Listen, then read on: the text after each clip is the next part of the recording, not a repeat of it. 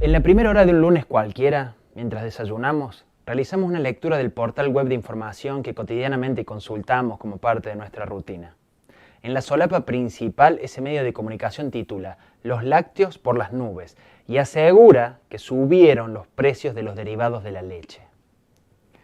Tras leer ese enunciado, decidimos acercarnos al almacén más cercano con la finalidad de comprar productos lácteos para nuestro hogar. Al llegar al local comprobamos que los precios se mantienen y tras consultar al vendedor confirmamos que no hay cambios de precio por su proveedor. Luego de esto ingresamos en un terreno en el que lo discursivo solo se sostiene en el plano de las palabras, pero no en el de los hechos. En este sentido, ¿es cierta la información que comunica el sitio web antes leído? ¿Debemos confiar en lo emitido por el vendedor de productos derivados de la leche o en lo leído en el medio digital? Con este simple ejemplo distinguiremos los elementos, los procesos y las herramientas técnicas que nos permitirán comprender, superficialmente, de qué hablamos cuando nos referimos al análisis del discurso. Tal como expresa el autor Lupicinio Íñiguez Rueda, existe un consenso previo acerca del carácter privilegiado del mundo de las ideas, porque se acomete la explicación de la conciencia a partir de la incuestionable dicotomía entre la mente y el mundo. Cuestiónese la dicotomía interior-exterior y el difícil problema de la relación entre ambos se diluye inmediatamente, dejando en evidencia la vacuidad de las grandes divergencias filosóficas originadas por ese problema. Con esta materia buscamos comprender, con algunas herramientas lingüísticas y semióticas tradicionales, junto con otras más contemporáneas, cómo debemos analizar aquello que se dice y qué elementos diferentes al lenguaje pueden condicionar o no el significado de las palabras. Sigue Íñiguez Rueda. La riqueza del lenguaje cotidiano sobrepasaba con creces la función descriptiva, diversificándose en una enorme variedad de usos y de funciones tan importantes como la propia función descriptivo-representacional. No se puede acceder, por tanto, al funcionamiento del pensamiento humano analizando tan solo la estructura lógica sobre la que se asientan las lenguas naturales, sino que es necesario contemplar todos los usos del lenguaje, si queremos entender tanto nuestra forma de pensar como nuestra forma de actuar y nuestra forma de relacionarnos con la gente. Podemos pensar entonces que el habla se considera una acción o una maniobra para hacer cosas. Es decir, no será completo considerar que aquello que se dice es literalmente un reflejo de la realidad sin acciones o percepciones intrínsecas del universo. Ahora bien, ¿qué define un discurso? Existen tantos autores como formas de caracterizarlo. Estas determinarán luego la concepción de análisis del discurso. Entre las tantas definiciones, tomaremos la de Íñiguez Rueda. La definición de enunciado es conceptualizada como la sucesión de frases emitidas entre dos blancos semánticos y la definición de discurso se concibe como el enunciado considerado desde el punto de vista del mecanismo discursivo que lo condiciona.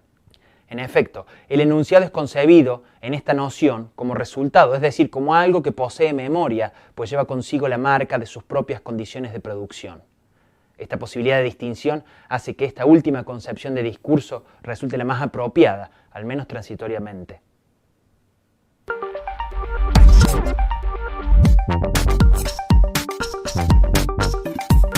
Es el Día Mundial del Medio Ambiente y como consigna para concientizar acerca de la fecha, diversas personas han publicado imágenes o escritos tematizando sobre el árbol. Encuentran entonces múltiples representaciones, signos acerca de árboles. Primero, encuentra un cuento acerca de un paraíso, luego una foto de un ombú.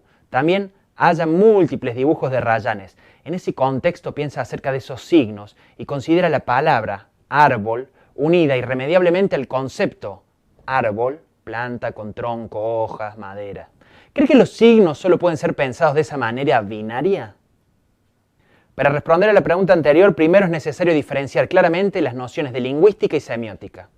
Como explica Victorino Cecchetto, lo principal de la semiótica es considerar los fenómenos y los hechos desde el punto de vista de la comunicación. Esto significa que un análisis de este tipo no tendrá en cuenta los datos etnológicos, biológicos o ideológicos de aquello que se dice. La semiótica de esta manera solo atiende a la red de signos y hechos que se tejen en la cultura como dimensiones de significados comunicados.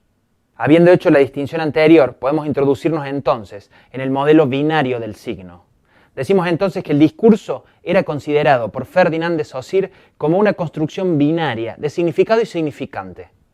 En esta línea existía un sujeto enunciador que emitía un enunciado, un concepto, que iba a ser luego decodificado por otro sujeto, y eso le daría sentido a la relación directa y circular de los mensajes emitidos y comprendidos, sin factores externos que modifiquen la intención de las palabras y sus significados del sujeto enunciador. Bajo esta idea binaria, si una persona enunciara una frase como la casa embrujada, el artículo lo referirá al femenino singular. El signo, el sujeto de la oración, casa, remitiría a un espacio material donde vive gente, objeto. Y el signo adjetivo, embrujada, referirá a lo hechizado, de nuevo el objeto. El receptor de este mensaje comprenderá entonces que esa casa está embrujada sin entrar en segundas lecturas, transversales si se quiere, en las que se podría aplicar metáforas, ironías o intenciones poéticas. La literalidad signo-objeto es, según el modelo binario, completa y única. Por otro lado, tenemos la concepción ternaria del signo, planteada por Charles Sanders Peirce. Peirce introdujo a la concepción sauseriana la idea de productividad de sentido a partir de la incorporación del concepto de semiosis, que permitió una nueva relación entre un signo, su objeto y un interpretante que se ubica en el plano de la racionalidad y constituye la idea que se produce en la mente de quien inicia este proceso de significación. ¿Qué es el signo para Peirce? Algo definido por alguien. Si aplicamos el ejemplo del modelo binario a este tipo de modelo peirciano, la frase «una casa embrujada» por el interpretante no tendrá la única lectura lineal anterior, en la que esos signos remitirán a un espacio material donde vive gente y que está hechizado. Más bien será el receptor quien tenga una acción significante sobre ese mensaje. Entonces, el interpretante triangulará la relación y completará el concepto emitido por el sujeto emisor. En este caso, el significante podrá comprender ese mensaje con valoraciones metafóricas o irónicas, como el espacio donde viven sujetos enamorados o un universo de las mentiras, por proponer solamente algunas. Esta relación triádica entre signo, objeto e interpretante nuevamente será considerado un signo, que tendrá infinidad de nuevas relaciones triádicas más amplias. Esto significará, por ejemplo, que un interpretante podrá generar una comprensión de eso dicho como nuevo enunciador, sujeto o medio emisor, que genera una nueva relación entre signo y objeto, palabra y significado. Si seguimos el ejemplo anterior, si un enunciador emite la frase «la casa embrujada», será un interpretante real quien complete el significado y aducirá que se refiere a un concepto metafórico de un espacio dentro de una brújula, y tras encontrar ese nuevo signo, otro nuevo interpretante comprenderá la tríada con una comprensión irónica de la caja de un GPS. Es solamente un ejemplo de los tantos posibles para completar en tanto casos reales los conceptos semióticos de los que hablamos, para aprenderlos de forma constante.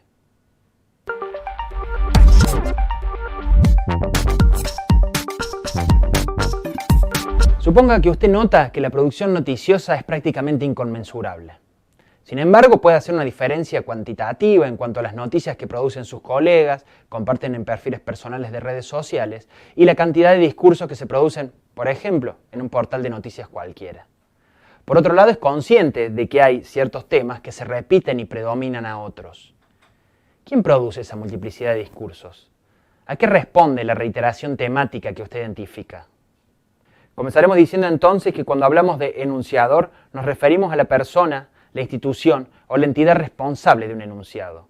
En el caso de los medios masivos de comunicación nos vamos a referir a los periodistas, los editores, los productores, los directores o el mismo medio que le da soporte a los discursos, sean estos escritos o verbalizados. Lo interesante de este punto en la materia que desarrollamos es ampliar la mirada sobre los discursos y salir de la idea que aquello que se dice es una representación literal de la realidad sin matices ni conceptos preestablecidos que lo completen. Como ya dijimos, un signo lingüístico es más que un concepto y una imagen acústica. La palabra pájaro no remite únicamente al ave blanca, sino que existen otros elementos que modifican la red discursiva. En esa red se encuentra el enunciador, que va a dejar inevitablemente huellas personales en el enunciado. El filósofo y teórico francés Michel Foucault explicaba que un discurso es algo más que un conjunto de enunciados. Es más bien una práctica social que tiene ciertas condiciones de producción. Dice el autor: se renunciará pues a ver en el discurso un fenómeno de expresión, la traducción verbal de una síntesis efectuada. Por otra parte, se buscará en él más bien un campo de regularidad para diversas posiciones de subjetividad.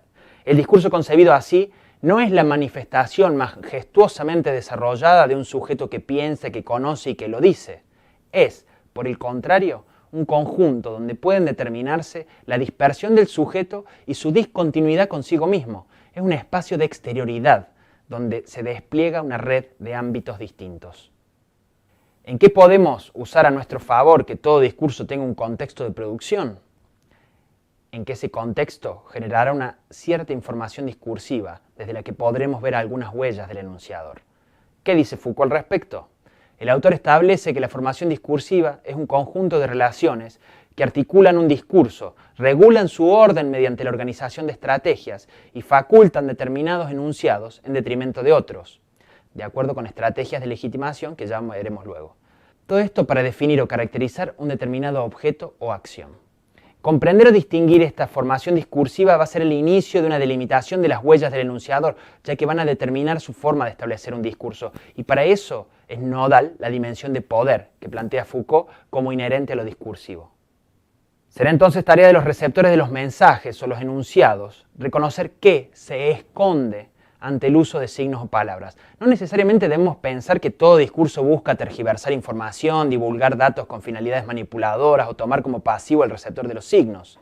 Sin embargo, es importante rescatar estos conceptos de Foucault para distinguir que aquello que se dice, en este caso a través de los medios de comunicación, es parte de una red de significaciones y contextos personales y grupales que no son una simple descripción de la realidad. Existe efectivamente una mirada determinada sobre las cosas, una parcialidad en la cobertura de aquello que pasa e incluso una intencionalidad en forma y enfoque que tiñe de otras realidades eso que se dice que pasa.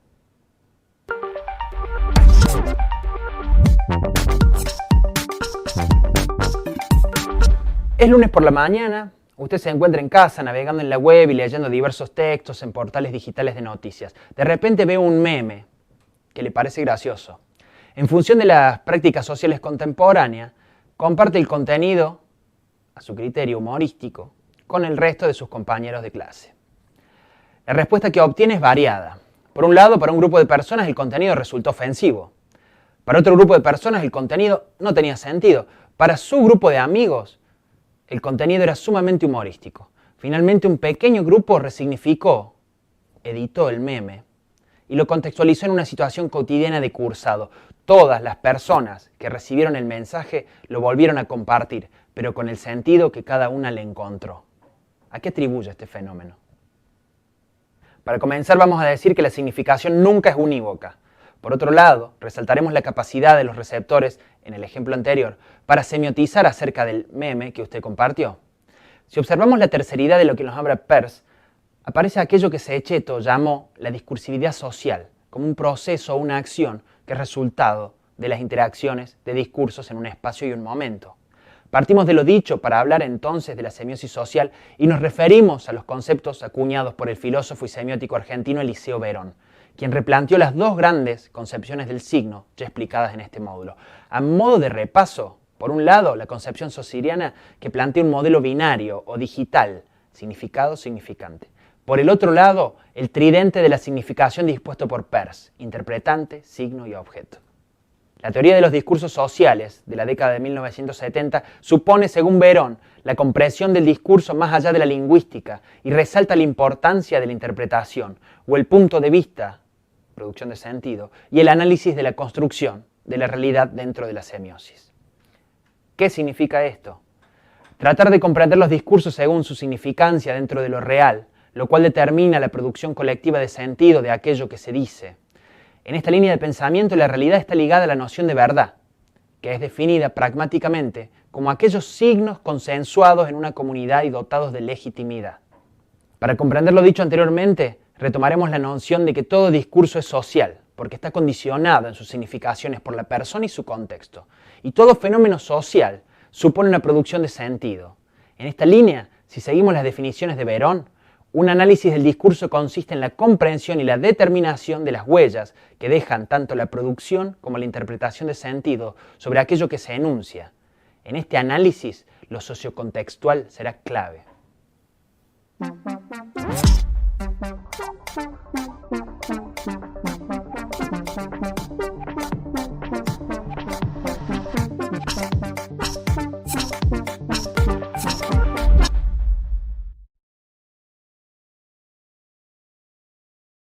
Para empezar, cree un perfil en la plataforma Blogger para crear una entrada de blog. En función de la situación planteada, de la lectura de las noticias y del texto de su colega, redacte un hipertexto donde dé cuenta de las dimensiones peircianas del signo en relación con su objeto, ícono, índice, símbolo. Procure identificar en los textos periodísticos el grado de subjetividad empleado para su escritura. Una pista la puede encontrar en el género periodístico escogido. Por ejemplo, ¿es una nota de opinión o es una noticia? Por otro lado, considere la figura del enunciador. ¿Qué voces aparecen en esos textos? Una vez terminada la actividad, el hipertexto tiene que estar enlazado al de sus compañeros.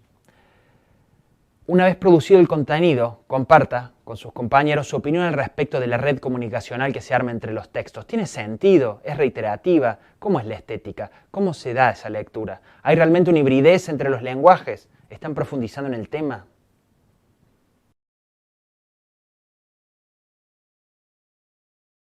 Piense este texto como meramente ilustrativo, con las posibilidades que le permite un blog para explorar diversos lenguajes y articularlos entre sí. Explote esa posibilidad, recuerde los enlaces hacia los hipertextos de sus compañeros.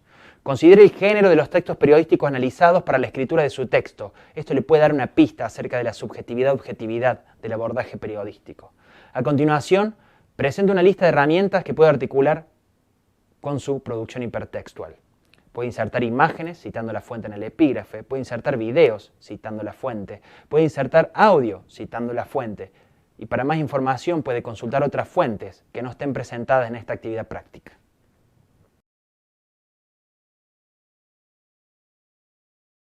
¿El pañuelo verde es víctima de la industria cultural?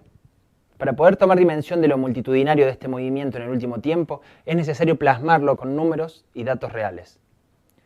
Según los números oficiales, aproximadamente cada año, desde que la campaña nacional está en vigencia, se repartían, a precio simbólico, para encargar más pañuelos, alrededor de 8.000 pañuelos. No obstante, en el 2018 la producción de estos superó los 200.000. También cabe destacar que antes había una sola cooperativa y de ahí se repartía a todo el país. Actualmente hay 9 cooperativas confeccionándolos. Infobae 2018.